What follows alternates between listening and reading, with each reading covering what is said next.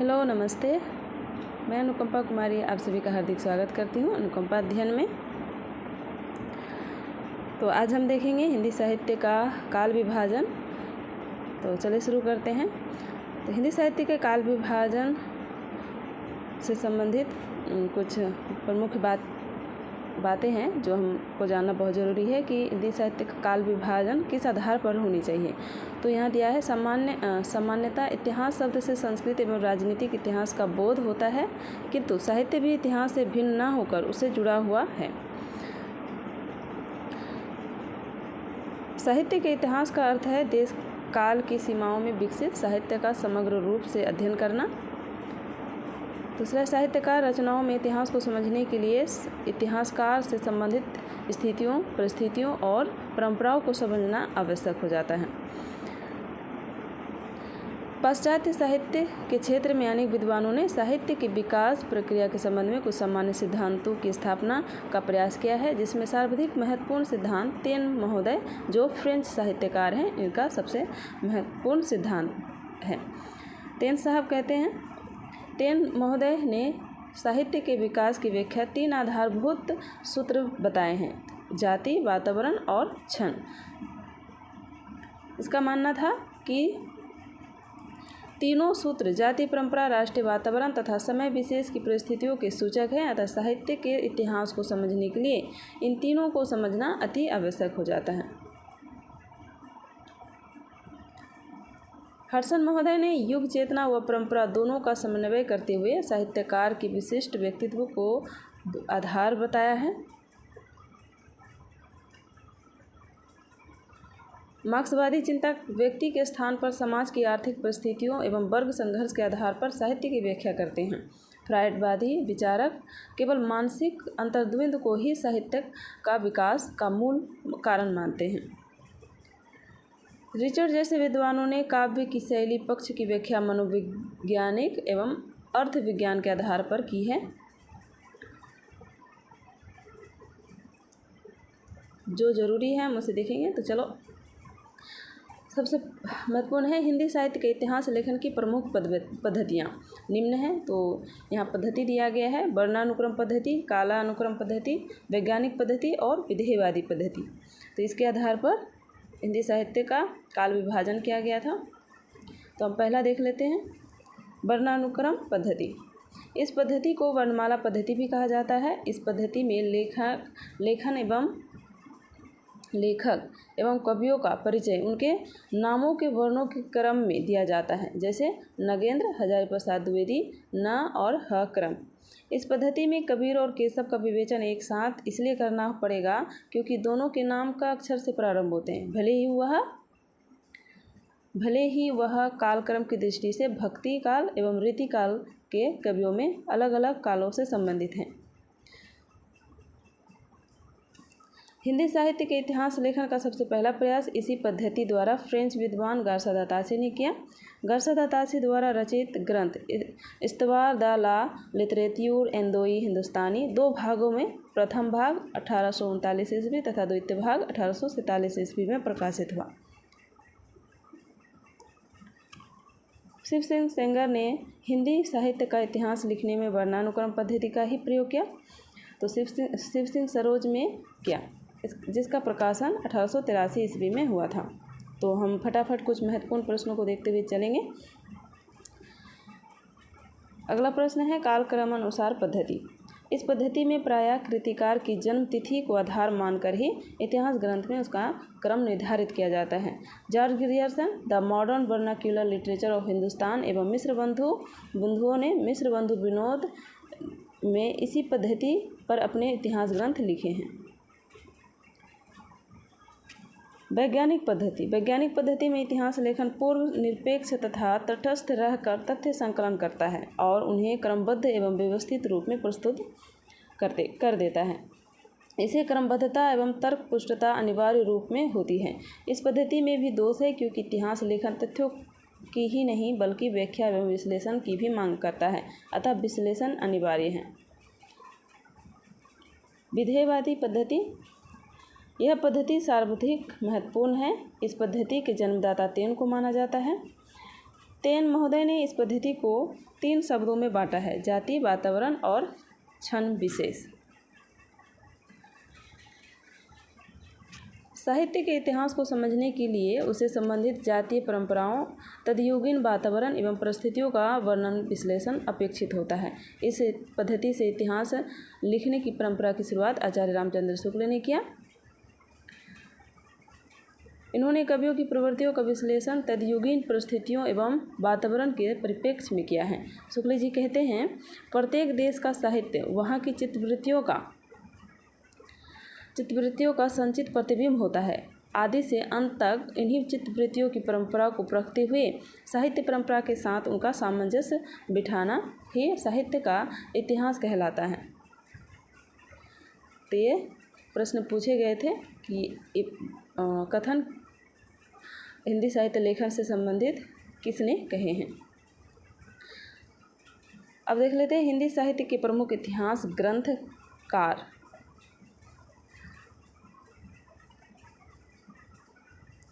हिंदी साहित्य के इतिहास लेखन का वास्तविक सूत्रपात 19वीं शताब्दी से माना जाता है। मध्यकाल में भी कुछ रचनाएं जैसे 84 वैष्णव की वार्ता, 252 वैष्णव की वार्ता, भक्तमाल इत्यादि मिलती है, परंतु इसमें कालक्रम अनुसार वर्णन नहीं मिलता, अतः इन्हें हिंदी साहित्य के इतिहास ग्रंथ में के अंतर्गत शामिल नहीं किया जा सकता है। हिंदी साहित्य के प्रमुख ग्रंथ का संक्षिप्त परिचय।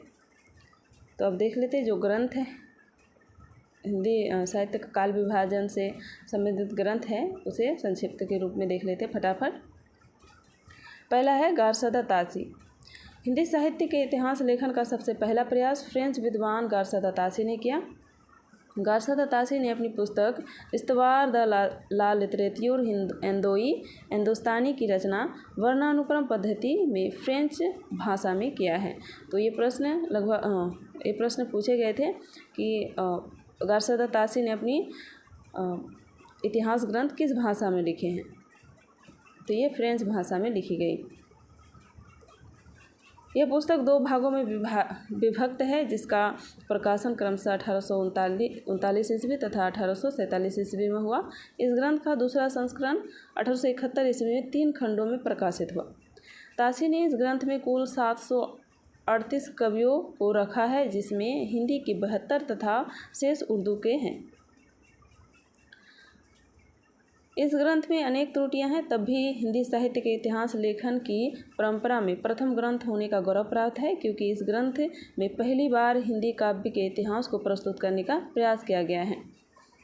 डॉक्टर लक्ष्मी सागर बार्शनेय ने इस ग्रंथ में वर्णित हिंदी रचनाकारों संबंधी सामग्री का हिंदी अनुवाद हिंदुई साहित्य का इतिहास शीर्षक से 1952 ईस्वी में प्रकाशित करवाया।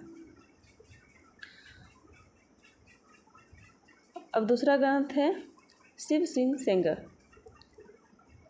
का शिव सिंह सरोज। ग्रंथकार शिव सिंह सेंगर ने वर्णानुक्रम पद्धति द्वारा हिंदी भाषा में शिव सिंह सरोज नामक दूसरा महत्वपूर्ण इतिहास ग्रंथ लिखा। तो पहला हो जाएगा गारसदा तासी का ग्रंथ, उसके बाद आ जाएगा आपका शिव सिंह सेंगर का इतिहास ग्रंथ। शिव सिंह सरोज का प्रकाशन 1883 ईस्वी में हुआ था। इसमें 1 सहस्त्र यानी 838 कवियों यानी भाषा कवियों का जीवन चरित्र तथा उनकी कविताओं के उदाहरण दिए गए हैं।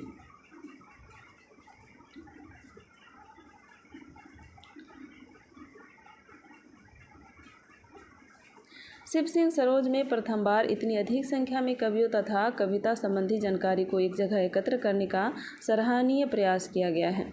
इस ग्रंथ को हिंदी साहित्य के इतिहास का प्रस्थान बिंदु कहा गया है तथा इसमें काल विभाजन एवं नामकरण का प्रयास नहीं किया गया। अगला है sir George Grierson the modern vernacular literature of Hindustan. George Grierson की कृति है जिसका प्रकाशन 1888 ईस्वी में एशियाटिक सोसाइटी ऑफ बंगाल में हुआ। इस ग्रंथ को सही अर्थों में हिंदी साहित्य का पहला इतिहास माना जाता है। कौन से ग्रंथ को? The modern vernacular literature of Hindustan, जो जॉर्ज ग्रियर्सन की कृति है, हिंदी साहित्य का पहला इतिहास ग्रंथ माना जाता है सही अर्थों में। तो ये प्रश्न पूछे गए थे। इसमें विभिन्न युगों की काव्य प्रवृत्तियों की व्याख्या करते हुए उनसे संबंधित सांस्कृतिक परिस्थितियों व प्रेरणा स्रोतों का उद्घाटन किया। ग्रियर्सन ने अपने ग्रंथ में केवल हिंदी कवियों को ही शामिल किया है। इसमें लगभग 952 कवियों की जीवनी तथा काव्य परिचय दिया गया है। इस ग्रंथ में पहली बार कवियों और लेखकों को काल क्रम अनुसार वर्गीकृत किया गया तथा उनकी प्रवृत्तियों पर भी प्रकाश डाला गया। तो जॉर्ज ग्रियर्सन ने कालक्रमण पद्धति का उपयोग किया है। ग्रियर्सन ने इस ग्रंथ को 11 विभिन्न अध्यायों में बांटा है तथा प्रत्येक अध्याय एक काल विशेष का सूचक है। 1600 से 1700 ईस्वी 17वीं शताब्दी के युग यानी भक्ति काल को हिंदी का स्वर्ण युग मानना ग्रियर्सन की महत्वपूर्ण उपलब्धि है। तो ये बहुत इंपॉर्टेंट प्रश्न है। आगे चलते हैं। डॉक्टर किशोरीलाल गुप्त ने इसका अनुवाद हिंदी साहित्य का प्रथम इतिहास नाम से 1857 ईस्वी में प्रकाशित करवाया। अगला है मिश्रबंधु। मिश्रबंधुओं ने मिश्रबंधु विनोद नामक इतिहास ग्रंथ की रचना काल क्रम अनुसार की है।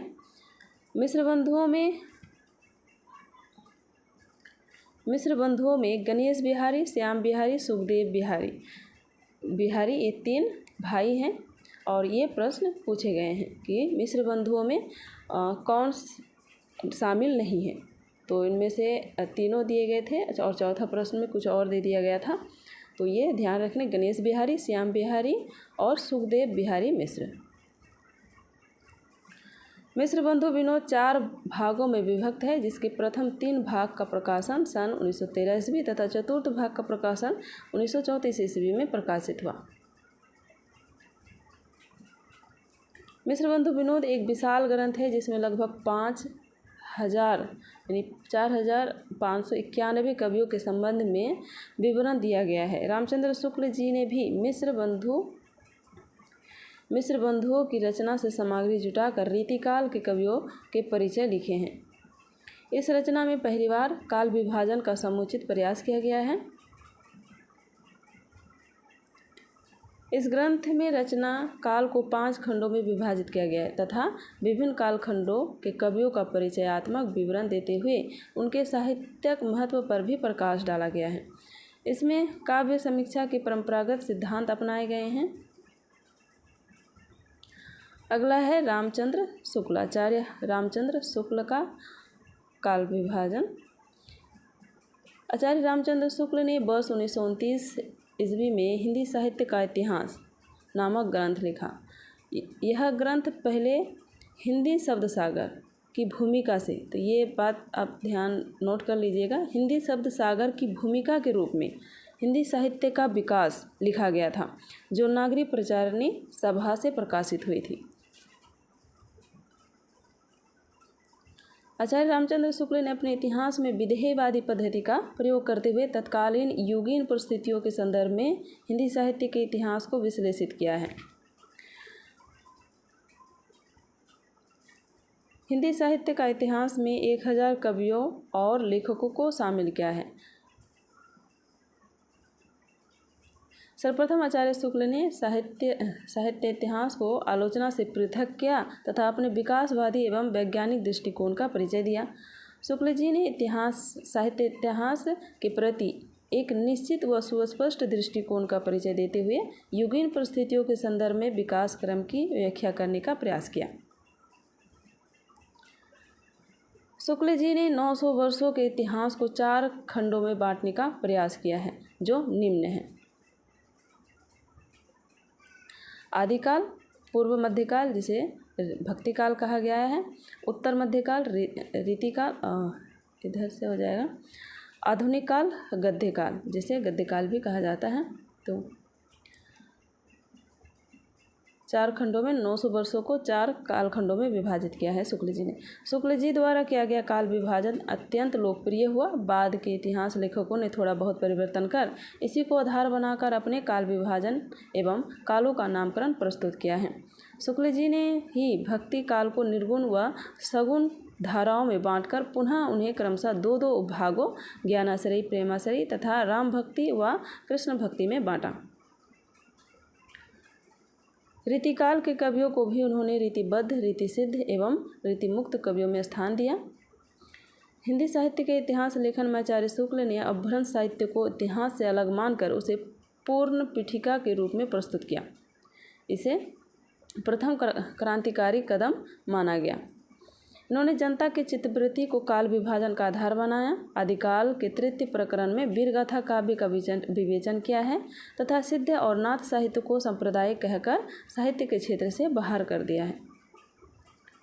अगला है रामकुमार वर्मा का काल विभाजन। रामकुमार वर्मा, डॉक्टर रामकुमार वर्मा जी ने हिंदी साहित्य इतिहास को 2 भागों में प्रकाशित करवाया, जिसमें एक भाग 1938 ईस्वी में हिंदी साहित्य का आलोचनात्मक इतिहास नाम से प्रकाशित करवाया।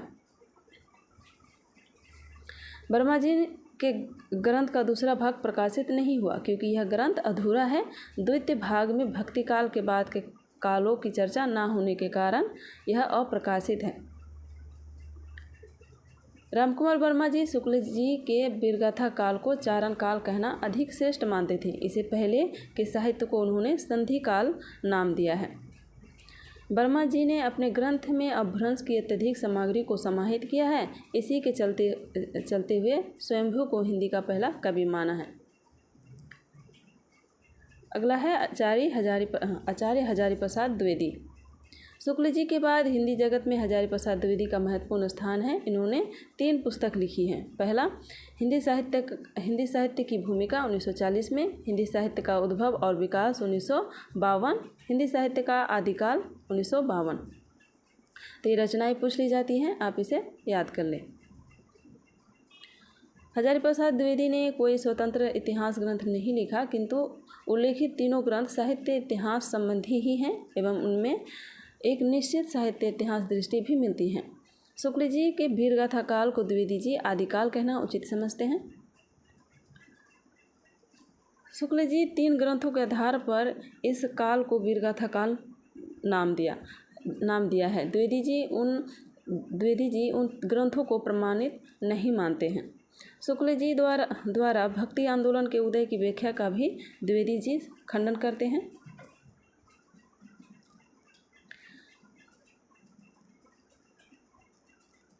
इन्होंने सिद्धों और नाथों का वर्णन करके कबीर पर उनका प्रभाव दिखाया है। इन्होंने आदिकाल की विस्तृत खोज कर आदिकाल पर अलग से ग्रंथ लिखा है। द्विवेदी जी की मान्यता है कि भक्तिकाल हिंदी संत काव्य पूर्ववर्ती नाथ सिद्ध साहित्य का सहज विकसित रूप है। द्विवेदी जी हिंदी सूफी काव्य को भी संस्कृत, प्राकृत एवं अपभ्रंश की काव्य परंपराओं पर ही आधारित मानते हैं। कबीर जी की काव्य प्रतिभा को द्विवेदी जी ने उजागर करने का महत्वपूर्ण कार्य किया है। डॉक्टर गणपति चंद्र गुप्त ने द्विवेदी जी के योगदान पर लिखा है कि वस्तुतः वे पहले व्यक्ति हैं जिन्होंने आचार्य शुक्ल की अनेक धारणाओं और स्थापनाओं को चुनौती देते हुए सबल प्रमाणों के आधार पर खंडित किया है। निश्चय ही आचार्य द्विवेदी हिंदी के सबसे अधिक सशक्त इतिहासकार हैं। अगला है डॉक्टर गणपति चंद्र गुप्त जी ने सन 1965 ईस्वी में हिंदी साहित्य का वैज्ञानिक इतिहास 2 खंडों में लिखा है। इस ग्रंथ में साहित्य इतिहास के विकासवादी सिद्धांतों की स्थापना करते हुए उसके आधार पर हिंदी साहित्य की नवीन व्याख्या प्रस्तुत की गई है। इन्होंने अपने इस ग्रंथ में शुक्ल की अनेक मान्यताओं का खंडन करते हुए अपनी मान्यताओं को तर्कपूर्ण ढंग से स्थापित किया है।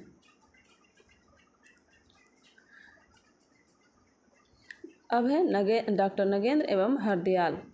इन्होंने हिंदी साहित्य इतिहास 1973 ईस्वी में प्रकाशित किया। नगेंद्र के संपादक में 26 विद्वानों के सहयोग से यह विशद ग्रंथ रचा गया।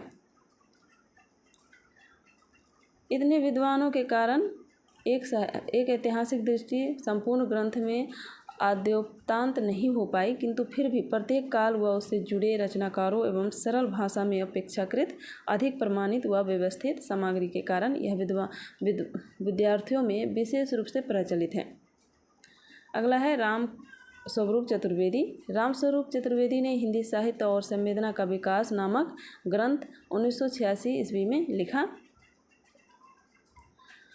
साहित्य इतिहास लेखन के लिए व्यास सम्मान सहित कई पुरस्कार प्राप्त करने वाला यह ग्रंथ अपनी लोकप्रियता एवं आकर्षक में अद्वितीय है। राम स्वरूप चतुर्वेदी मूलतः आचार्य शुक्ल की दृष्टि से प्रभावित हैं, फिर भी उन्होंने शुक्ल जी के युगीन दृष्टिकोण और द्विवेदी जी के परंपरावादी दृष्टिकोण में परस्पर संबंध बनाते हुए लिखा है। शुक्ल जी बहुत सी स्थापनाओं को स्थापित करने के प्रयास से भी उनकी मौलिकता क्षरित नहीं होती। शुक्ल जी की परंपरा को गंभीरता से पुनर्भाषित किया है। भाषा और साहित्य के गहरे संबंध की खोज उनकी प्रमुख विशेषता, भाषिक प्रवृत्तियों की गहरी समीक्षा से साहित्य परंपराओं के संदर्भ में व्याख्यात किए हैं। अब हम देख लेते हैं हिंदी साहित्य के प्रमुख इतिहास ग्रंथ एवं उनके ग्रंथकार।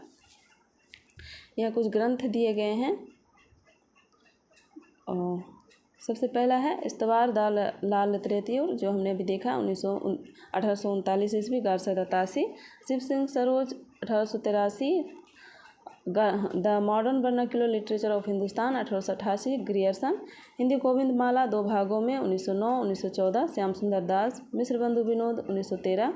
तो ये क्रम में आप एक बार देख लीजिएगा वीडियो को रोककर। इतनी सारी रचनाएं दी गई हैं और ये इसे पूछ लिया जाता है कौन सी रचना इतिहास ग्रंथ किस कवि के हैं।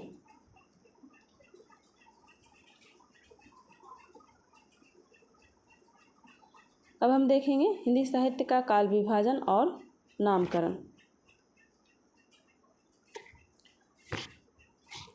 हिंदी साहित्य का काल विभाजन और नामकरण। हिंदी साहित्य के इतिहास के काल विभाजन के कई आधार हो सकते हैं, जैसे प्रवृत्ति के आधार पर संत काव्य, सूफी काव्य, भक्ति काल, रीति काल, छायावाद,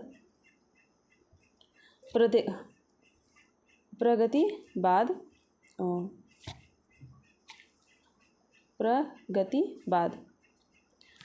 दूसरा है विकासवादिता के आधार पर आदिकाल, मध्य काल और आधुनिक काल। सामाजिक एवं सांस्कृतिक घटनाओं के आधार पर स्वच्छंदतावाद, स्वतंत्रोत्तर काल। प्रधानकर्ता के आधार पर भारतेंदु युग, द्विवेदी युग, प्रसाद युग। तो इस तरह के प्रवृत्ति के आधार पर तो कई आधार पर विभाजन का किया गया है। तो अब हम काल विभाजन देख लेते हैं। मुख्य विद्वानों द्वारा हिंदी साहित्य का काल विभाजन। तो सबसे पहला जॉर्ज ग्रियर्सन का काल विभाजन। काल विभाजन के संबंध में सबसे पहला प्रयास ग्रियर्सन का है। वे काल विभाजन में पूर्णतः सफल तो नहीं हो सके, फिर भी यथासंभव तो हम इसका काल विभाजन देखने का प्रयास करेंगे। अभी हम ये सब चीज़ें पढ़ के आ चुके हैं।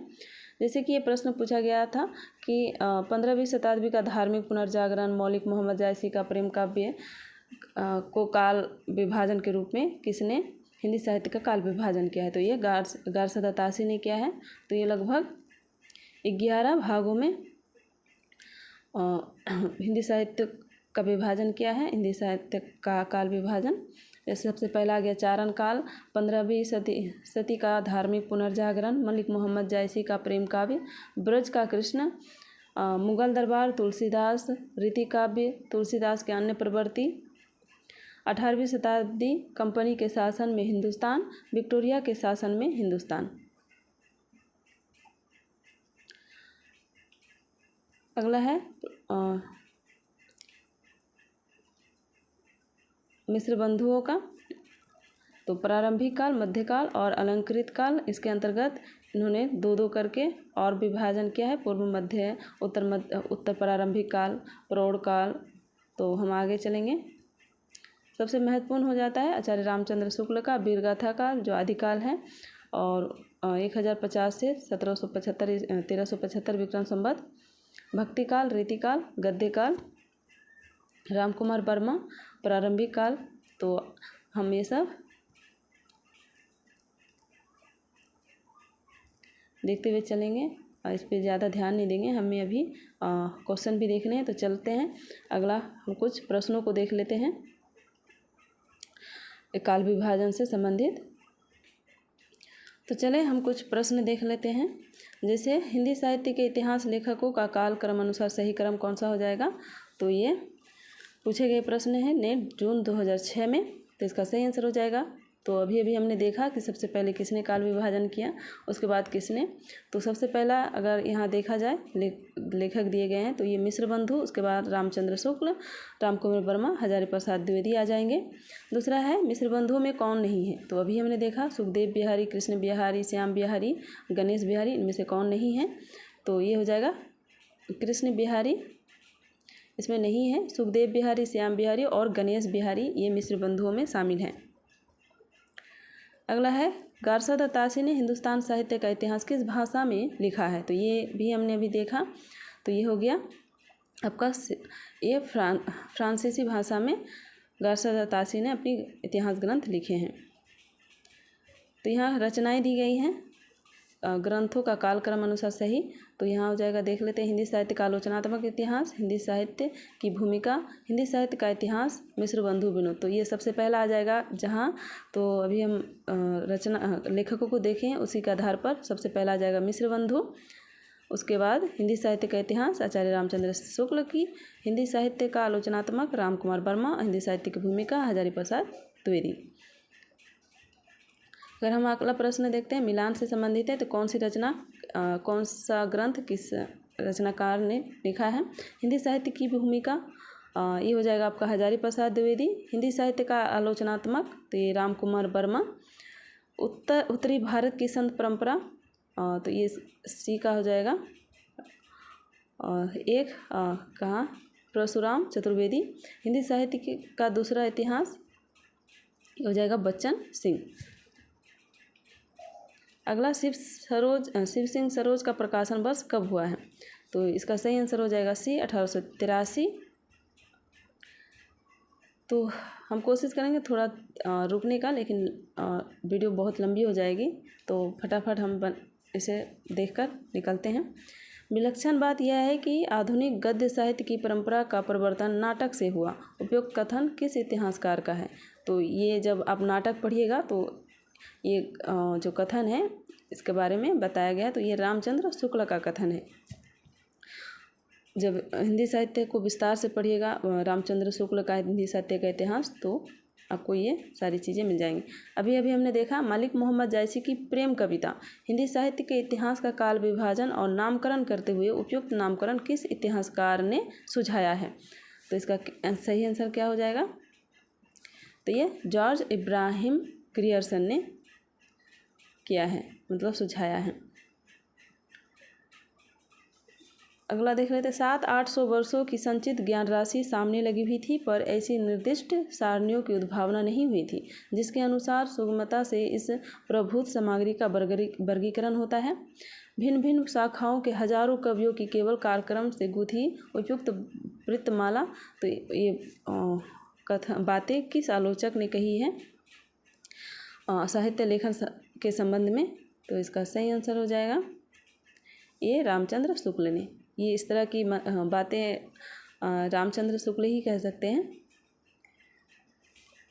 ब्रज का कृष्ण संप्रदाय। तो ये फिर से आचार्य जॉर्ज ग्रियर्सन से संबंधित प्रश्न पूछ लिए गए हैं कि ब्रज का कृष्ण संप्रदाय हिंदी साहित्य के इतिहास को काल विभाजन का नामकरण करते हुए किसने सुझाया। तो ये जॉर्ज ग्रियर्सन हो जाएगा। 2020 में द्वितीय पाली में पूछे गए हैं। निम्नलिखित में से किसके मतानुसार इतिहास की व्याख्या द्वंद्वात्मक पद्धति के आधार पर होनी चाहिए। टेन, हिगल, बिको, वॉल्टियर। तो इसका सही आंसर हो जाएगा हिगल।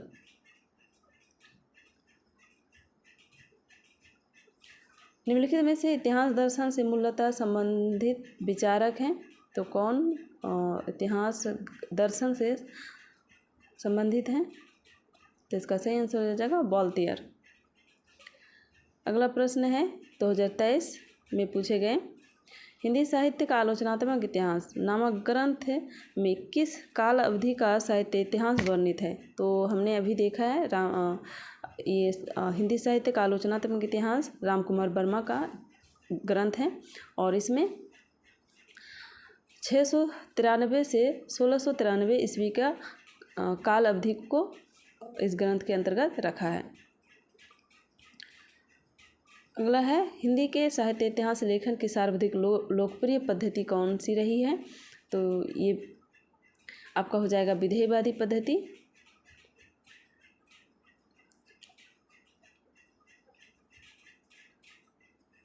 किसी भी साहित्य के इतिहास को समझने के लिए उससे संबंधित जातीय परंपराओं, राष्ट्रीय सामाजिक वातावरण एवं सामाजिक परिस्थितियों का अध्ययन विश्लेषण आवश्यक है। ये कथन इस किस पद्धति के संदर्भ में कहा गया है। तो 3 का ए हो जाएगा, विधेयवादी पद्धति के संदर्भ में कहा गया है।